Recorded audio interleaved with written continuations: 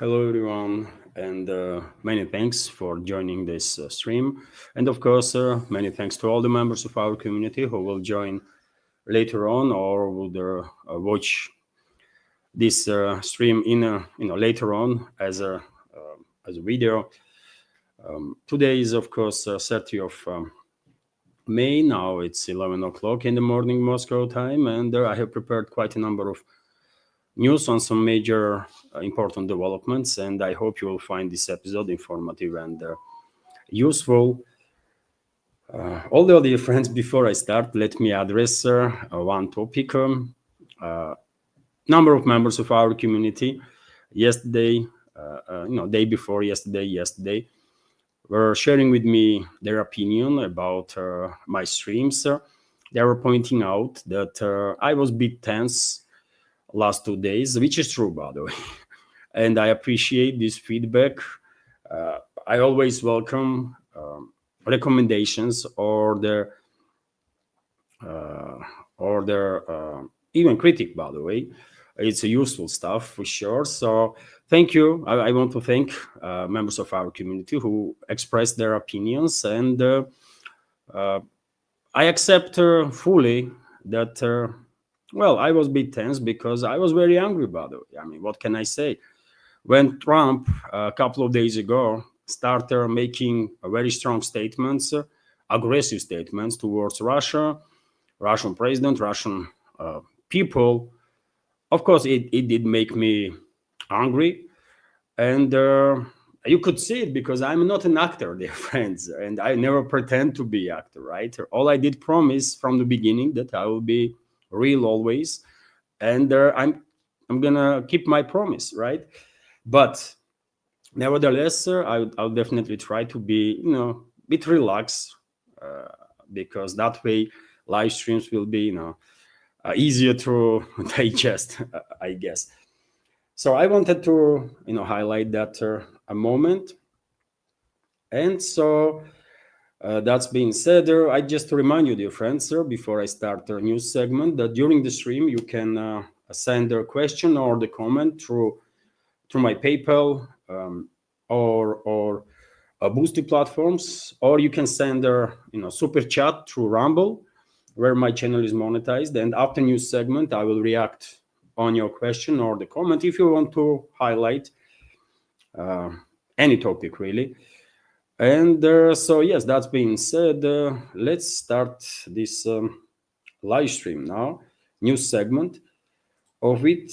And first news that I want to share with you is this report from RIA Novosti that air defense systems on duty intercepted 27 drones over the Russian regions during the previous night, early hours of this morning. And little more specifics here: 15 drones were intercepted over the Belgorod region and 12 drones over the Kursk region.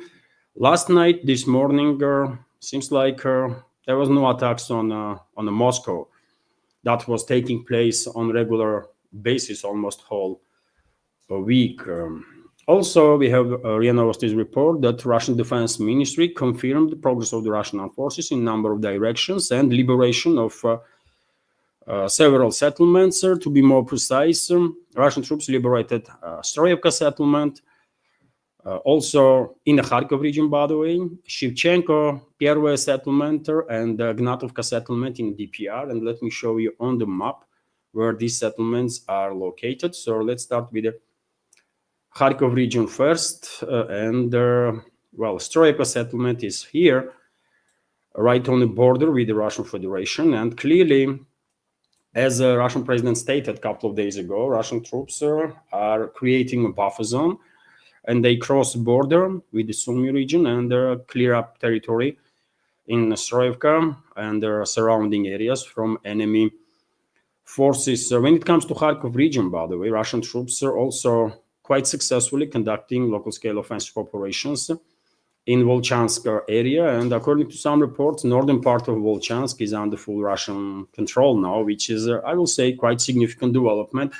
For quite a while, there was no much reports about situation in Volchansk. It was a sort of operational pause there, but lately Russian troops become quite active in that direction also. And when it comes to other two settlements that Russian Defense Ministry confirmed as liberated, Gnatovka is here on northern eastern flank of Pokrovsk-Mirnograd agglomeration, and this is the Shevchenko-Pervoye settlement.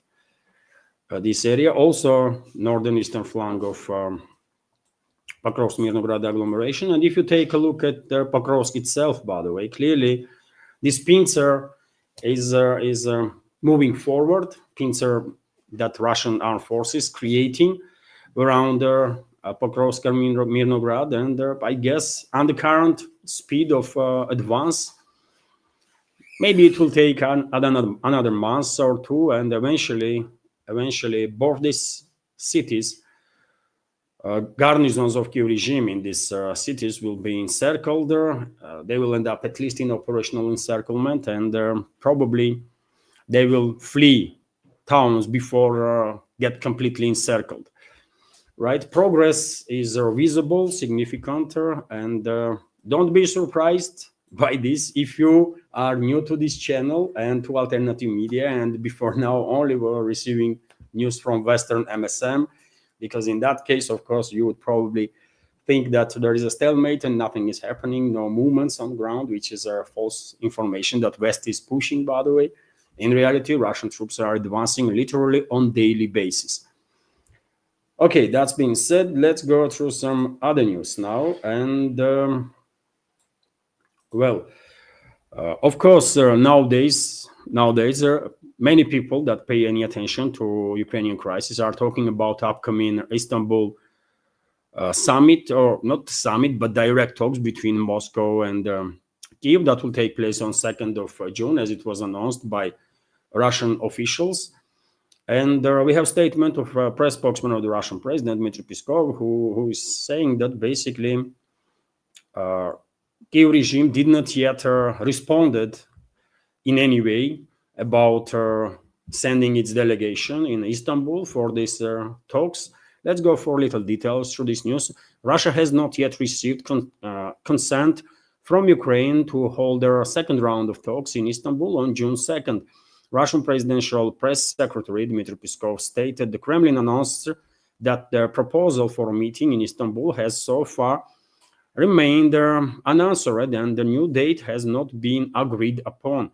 Thus, reports Peskov explained that as far as he knows, Kiev has not provided an official response on this initiative, although Russian side was very clear that the Russian delegation is ready to be in Istanbul on 2nd of June, and I believe even Western allies of this terrorist regime of Zelensky also stated, first of all, US also stated that they are in support of this idea of conducting second round of talks in Istanbul. Although Kiev regime may actually derail these talks because globalists, we know, globalists are not happy with these talks. Globalists don't want no de-escalation. They want a further prolongation of this proxy war. Although they constantly talk about some 30-day ceasefire, which might create some confusion among a number of people. And they might think that West is actually for peace, but in reality, no. All these talks about 30-day ceasefire is attempt of globalists and their controlled regimes in Europe, first of all, UK, France, Germany, and others, to give some break to their proxy terrorist regime in Kiev. That's all it is, right? It's not about peace.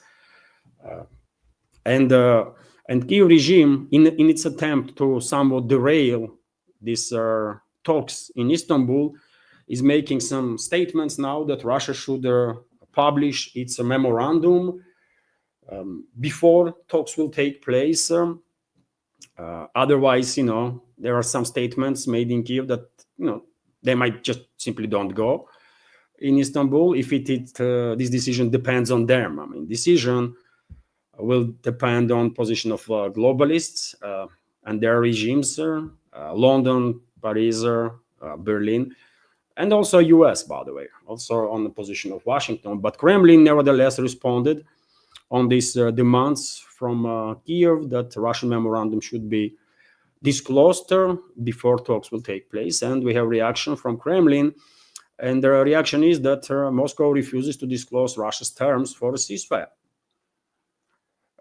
So we have a quote from press spokesman of the Russian president, Dmitry Peskov, who is saying that we will not publicly discuss the content of the projects that are being exchanged.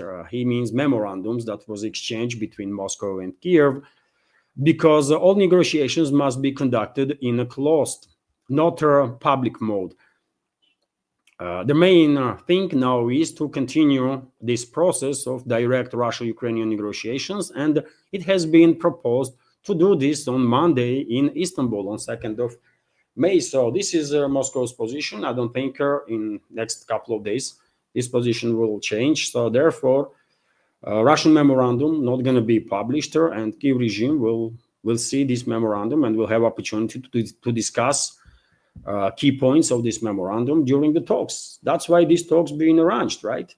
So let the delegations meet each other, exchange their opinions on certain topics, and maybe they will come up with, maybe they will find some common ground, although I'm skeptical of that, but still, right? And it is better for Kiev regime to basically accept whatever terms Russia has, because, for example, for many reasons, by the way, and it's not just me that's saying this, but also permanent representative of Russian Federation in UN is commenting on that. So Ukraine needs to choose peace through negotiations or inevitable defeat. Ukraine has to choose between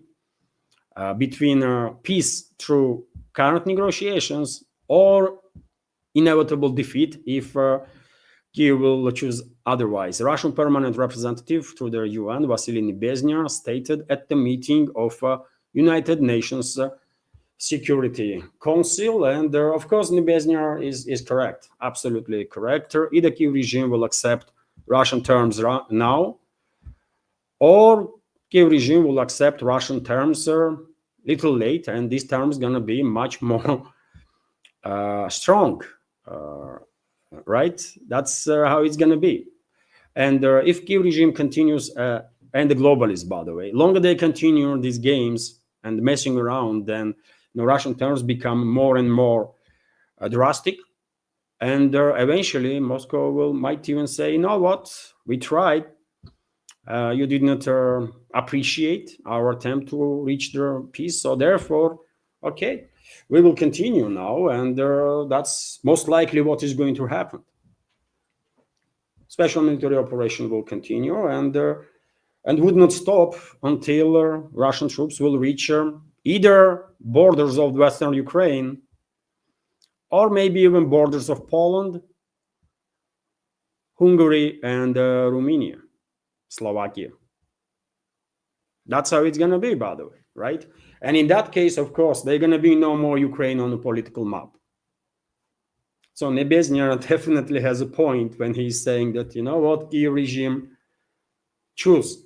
Either you accept Russian terms now, or you will face much more difficult for your decisions later on. Would Kiev regime listen to Russian recommendations? Of course they would not, because yet again, Zelensky and his criminal associates decide nothing. The decision-making process is completely on Washington, London, Paris, partially on Berlin. Obviously, globalist forces or neocon forces, they are allies in this particular situation, and they will decide what Kiev's response is going to be. But meanwhile, seems like Professor Jeffrey Sachs, that all of us are familiar with whom, is agrees with seems like my take on the situation, and also with Nebezhny, because he said that Ukraine is going to lose Odessa unless it makes peace now. Let's go through some details of Sachs' statements. Ukraine risks losing its Black Sea coast, including the city of Odessa, unless it agrees to peace deal right now. Jeffrey Sachs, American economist and director of the Center for Sustainable Development at Columbia University in New York, said in an interview with the TASS news agency. We have a quote from Jeffrey Sachs. If in fact the war continues because essentially Ukraine does not make peace, does not want to make a peace, and the US President Donald Trump basically fails into line with the prevailing view that the West should continue to fight Russia, my guess is that Ukraine would lose not only a lot more lives, but also a lot more territory in the end. So it could end up being completely defeated.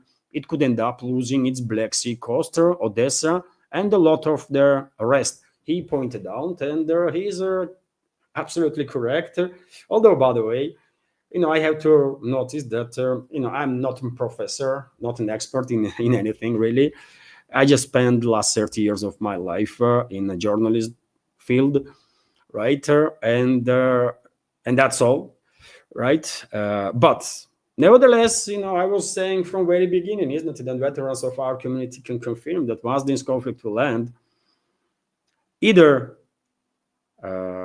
Ukraine as a state, quasi-state, will cease to exist on the political map, or will remain on the political map only in the territories of Kiev and surrounding couple of regions, max, and even then exclusively in Russian sphere of interests, in Russian zone of interest, right? Completely free of the Western ruling class. And seems like Jeffrey Sachs is somewhat on the same page now. I don't know what he was thinking 3 years ago. My position, my take on the big picture did not change even slightest. But now he's clearly on, saying somewhat same stuff that I was saying since forever.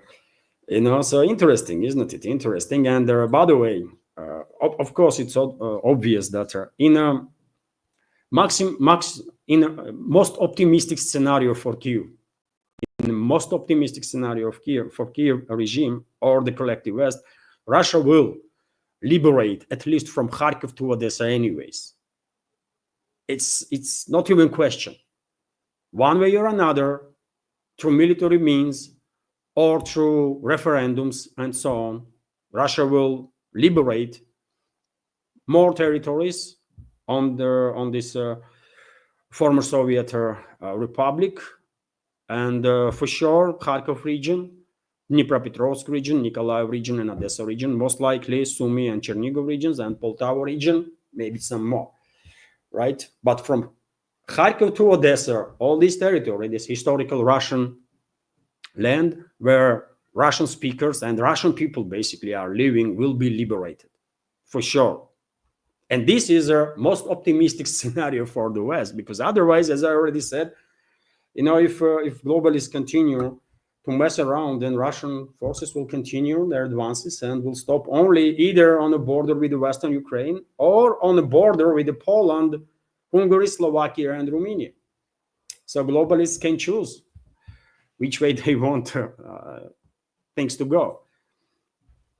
And by the way, Kellogg, neocon and ally of globalists,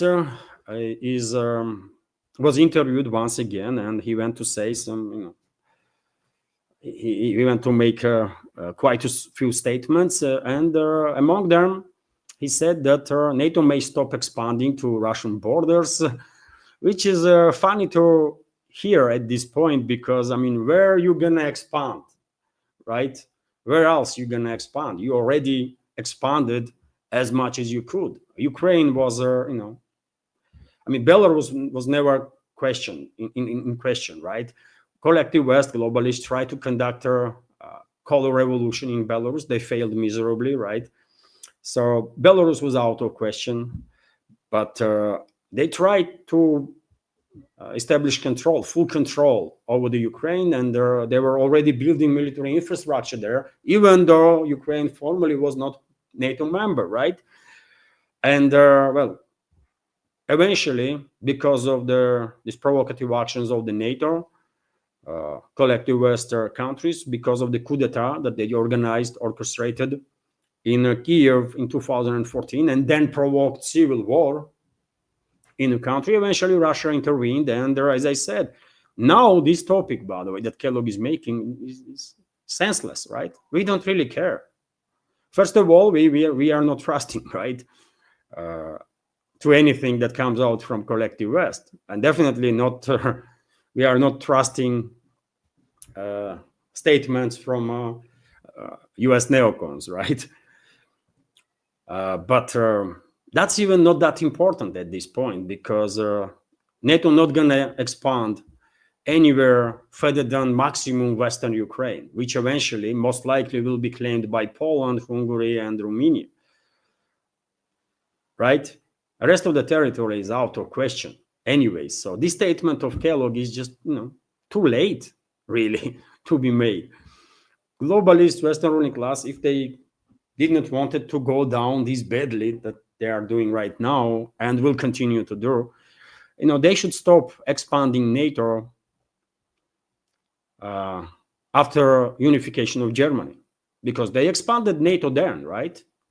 Eastern Germany become fully incorporated into NATO, and they should stop there and then, but they did not, right? And now it's just too late, man. You've incorporated almost all the territory, including formally neutral before Finland and Sweden. So where else are you gonna go? I mean, only way you can get any closer to Russia is to bring Japan into NATO, but Japan is already your unofficial member, right? So it is what it is, but nevertheless, it is interesting that even neocons are acknowledging the topic of NATO's expansion was a big topic, and they should listen to Russian concerns, and they are acknowledging that yes, NATO's expansion was a serious security risk for Russia, and Russia had all legal and every other reasons to be concerned about it. Anyways, let's continue. Andrea Novosti is reporting that US worries of imposing new sanctions against Russia, which is quite interesting. Things like with these threats towards Russia, they scared themselves much more than anyone else, right? And I'm talking about 500% tariffs, by the way, that US Senate has proposed on the countries that are cooperating with Russia. And I mean, which countries are closest economical partners for Russia, isn't it? It's China, India, even Turkey, by the way, which is a NATO member state. And I mean, when true experts in economy look at this bill that is being drafted in Senate, they were horrified, right? Because last thing they want is 500% tariffs on China and India, or any other country, by the way, that cooperates with Russia, right? But anyways, let's go through this news. US authorities are concerned about the global consequences of new sanctions against Russia, and are wary of secondary sanctions that could harm their relations with the partners and national interests, obviously, writes their Atlantic magazine. Earlier, the Wall Street Journal reported that US President Donald Trump is considering imposing sanctions against Russia this week. The publication recalls the existence of a bill by US Senator Lindsey Graham, listed as a terrorist and extremist in the Russian Federation, by the way, so that you know, this Lindsey Graham. And there are additional sanctions against Russia are proposing that bill, but the White House is concerned about the global rise in gas prices if tough measures are introduced. Some in their administration are also wary of secondary sanctions that could anger US trade partners who buy Russian energy resources, including China and India, the publication said. Well, interesting. As I said, man, they scared themselves with these threats towards Russia and Russia's allies more than anyone else. And as I said in previous updates, you know what? I think it would be better for this world if US will go ahead and introduce these sanctions, right? 500% tariffs on Russian partners, because Russian partners will do okay, right? But I would not say same about US, and that step from Washington will further accelerate this unstoppable at this point process of isolating collective West from rest of the world, which is absolutely necessary because humanity have to teach some lessons to globalists, right? To so-called elites of the Western world, and they have to be put in their place. And one way to do this is to isolate collective West, right, while leaving door open for migration of people, hardworking, law-obeying people from the collective West countries that want to escape this horror that collective West is becoming more extensively, right? And in my personal opinion, Russia definitely should leave doors open for migration from collective West countries, because it will be beneficial. It's a win-win situation. It's going to benefit migrants from the Western countries because they want to find a place to live where normality is welcomed, right? And Russia needs more people. As simple as that. Russia needs more people, right? So that's the way to go, really. And I think if Washington will go ahead with these additional sanctions, that might accelerate this process of isolation of the collective West, and eventually that might benefit humanity as a whole, because as I said, man, Western so-called elites have to be put in their place, because they are at this point they are existential threat for humanity. It is what it is. Hello everyone, I hope you find informative and useful this short clip from main news update, and if so, please click that like button and leave some commentary just about anything. It might help to deal with the algorithm and reach wider audience. And if you like my work in general and want to support to save this media project, you can assist through several ways. You can donate to this project through PayPal platform or Boosty, also with the crypto currencies, or you can subscribe to my Patreon page and page on Boosty, where I have quite a lot of extra content on regular basis. All the links are on this video in description box and in the pinned comment. And of course, many thanks to everyone who already helped and continues to support. Thank you.